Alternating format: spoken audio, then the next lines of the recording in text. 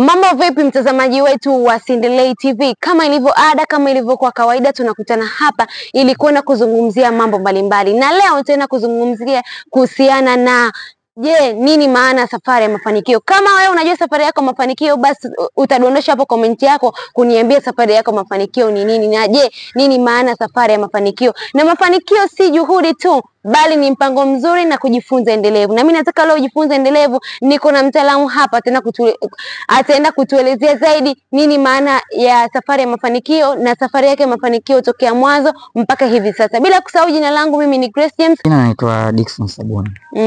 Dickson. Naam.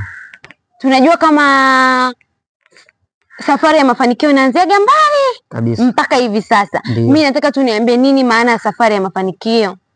Safari ya mafanikio ni mpango mzima kuanzia mwanzo mpaka hapo unapofika.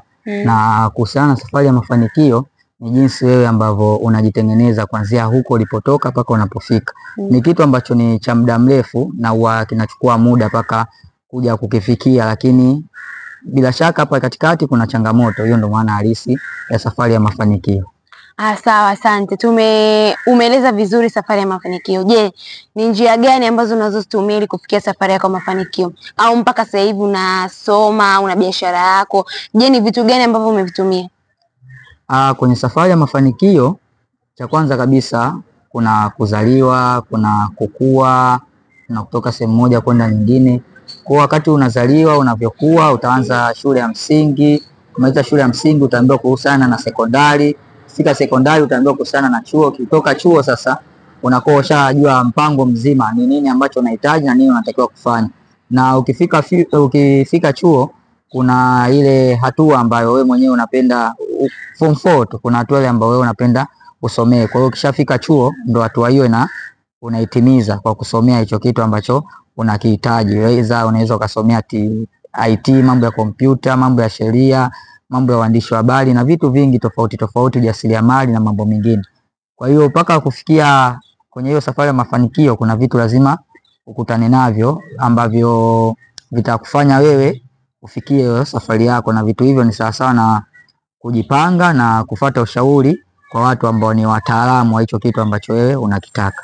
Asante sana. Kwako mtazamaji, usisahau kusubscribe, kulike pamoja na kucomment ili kutuambia nini maana safari ya mafanikio. Kama umemsikiliza kaka hapa ameeleza zaidi, lakini pia wewe labda una kitu chako cha kuongezea hapo, usisite kutudondoshia komenti yako hapo ili tuweze kupata mengi kuhusiana na safari ya mafanikio. Kwako Dickson. Ndio. Je, ni changamoto gani ambazo unazipitia mpaka kufikia hivi sasa ulipo?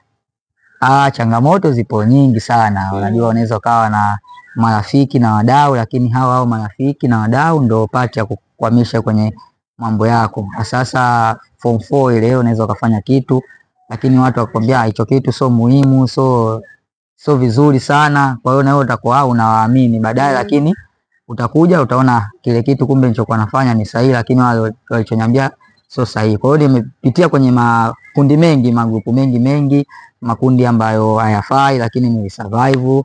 Nilikuwa nao lakini sikuweza kuingia katika vikundi vyao ambavyo sio vya msingi, kwa sababu nilikuwa najua nini ninachokitaka. Pia hata kwa wazazi, kuna mzazi mmoja anaweza kuambia hiyo huwezi ukafanya, lakini kumbe mtoto yako ni kufanya hicho kitu. Kwa hiyo hata mzazi kuna anakuambia hicho huwezi kufanya, wewe endelea kupambana, kama una nia endelea kupambana na unaweza kufanya. Changamoto ya mwisho ni hawa madada zetu. Najua madada zetu muda mwingine wanaweza ukapenda kile kitu unachokifanya. Kwa hiyo ukiwapokea na wao ili waelekeze, kuna changamoto kama mtu anaweza kadate na wewe akakupenda kutokana na kile unapojituma na utanashati. Kwa hiyo changamoto nyingine, kwa sababu unaweza ukamwachia kitu na yeye anafanya lakini asifanye kama unavyotaka. Kwa hiyo ni changamoto nyingine, lakini changamoto zipo nyingi sana. Asante sana Dickson Sabuni.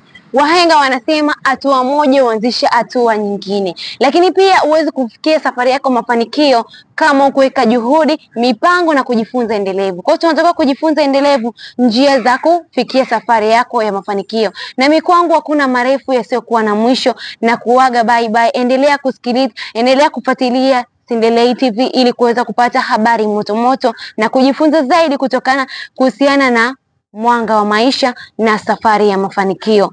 Usisahau kusubscribe, kulike pamoja na kucomment ili uweze kuwa mmoja familia yetu na utakuwa umetisha kinoma noma.